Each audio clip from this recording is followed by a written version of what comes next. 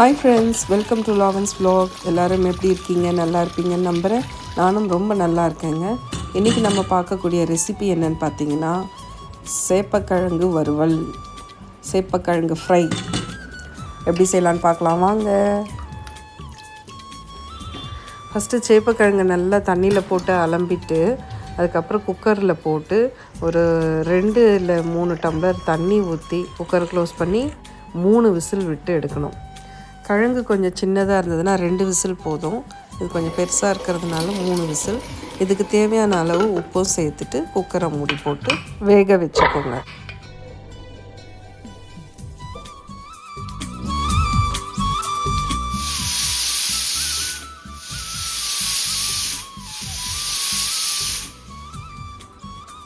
இப்போ கிழங்கு வெந்ததுக்கப்புறம் அது தனியாக எடுத்து அந்த சுடு தண்ணியை கொட்டிட்டு திரும்பவும் பச்சை தண்ணியில் அது கொஞ்சம் நேரம் ஆற விட்டுட்டு அதுக்கப்புறம் அந்த தோலெல்லாம் உரித்து சின்ன சின்ன ஸ்லைசஸாக கட் பண்ணி வச்சுக்கோங்க.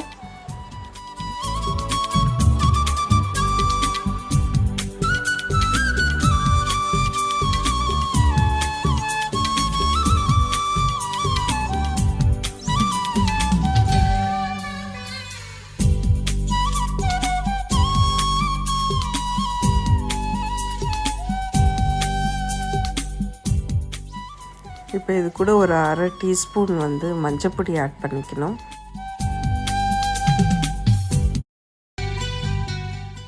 அதுக்கப்புறம் மிளகா பொடி ஆட் பண்ணணும். ஒரு 2 டேபிள் ஸ்பூன் அளவுக்கு மிளகா பொடி போட்டுக்கிட்டிங்கன்னா கரெக்டாக இருக்கும். ஸோ அதை போட்டுட்டு தண்ணி அதுக்கு விட்டுக்கோங்க. ஏன்னா அது கெட்டியாக இருக்கும். ஸோ பிசைஞ்சால் அது அந்த சேப்பக்கிழங்கு மேலெலாம் அந்த மசாலா ஒட்டாது.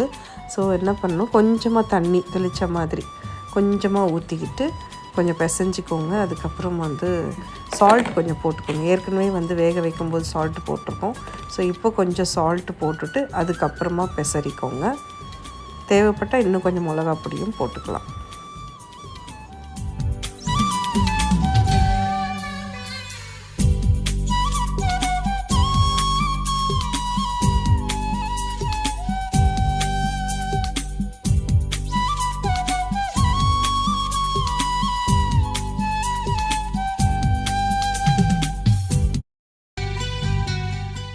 ஸோ உங்கள் எல்லாருக்கும் தெரிஞ்ச மாதிரி வெஜிடேரியன் டிஷ்ஷஸ்க்கு நான் பெருங்காயம் சேர்ப்பேன். ஸோ இந்த வறுவலுக்கும் கொஞ்சம் பெருங்காயம் சேர்த்துட்டு இப்போ கொஞ்சம் இன்னும் பெசரிக்கணும். எல்லாத்துலேயும் நல்லா மசாலா ஸ்ப்ரெட் ஆகிற மாதிரி பிசைஞ்சிக்கோங்க. இப்போ ஒரு கடாய் வச்சுட்டு அதில் தேவையான அளவுக்கு ஆயில் விட்டுக்கோங்க.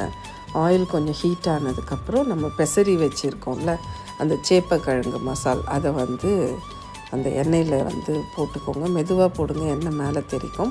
அதனால் கொஞ்சமாக பொறுமையாக ஆட் பண்ணிக்கோங்க. ஸோ ஆட் பண்ணிவிட்டு நிதானமாக பொறுமையாக வறுக்கணும். மீடியம் ஃப்ளேமில் வச்சு கொஞ்சம் குக் பண்ணுங்கள். அதுக்கப்புறம் சிம்மில் வச்சுட்டு குக் பண்ணிக்கோங்க.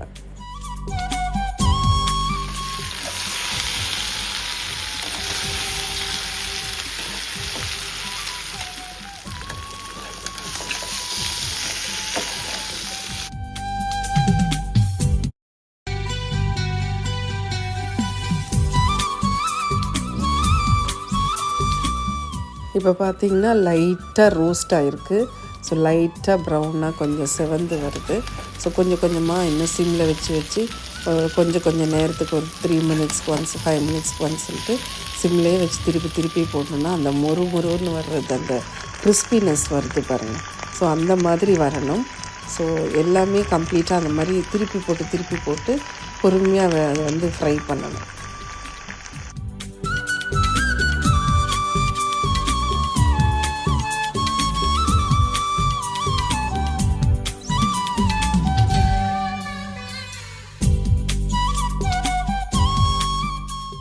சிலர் இது மொறுன்னு வரணுன்றதுக்காக சோள மாவு ஆட் பண்ணுவாங்க, இல்லை அரிசி மாவு ஆட் பண்ணுவாங்க. நான் அதெல்லாம் எதுவுமே ஆட் பண்ண மாட்டேன்.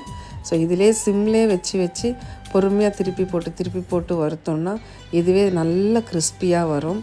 உள்ளே சாஃப்டாக இருக்கும், மேலே கிறிஸ்பியாக இருக்கும். ஸோ ரொம்ப நல்லாயிருக்கும். இந்த டைப்பில் நீங்கள் ட்ரை பண்ணி பாருங்கள்.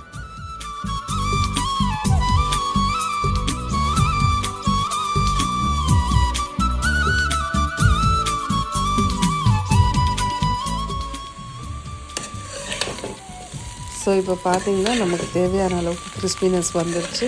நமக்கு போதும்னா இதோட ஸ்டாப் பண்ணிக்கலாம். இல்லை இன்னும் கிறிஸ்பினஸ் வேணும்னு நினச்சிங்கன்னா இன்னும் கொஞ்சம் நேரம் இதே மாதிரி திருப்பி போட்டு சிம்லேயே ஃப்ரை பண்ணிங்கன்னா இன்னும் கிறிஸ்பி ஆகும்.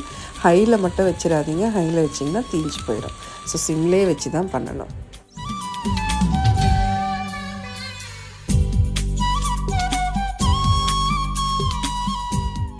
அவ்வளோதாங்க, இந்த ரெசிபி குக் பண்ணி முடித்தாச்சு. ஃபைனலாக வந்து கருவேப்பிலை கார்னிஷிங்க்கு கருவேப்பிலையை போட்டுட்டு சும்மா லைட்டாக அப்படி பரட்டி கொடுத்தோன்னா அதில் இருக்கக்கூடிய ஆயிலே வந்து அந்த கருவேப்பிலை கொஞ்சம் படபடன்னு பொரிஞ்ச மாதிரி ஆகி ரொம்ப நல்லாயிருக்கும்.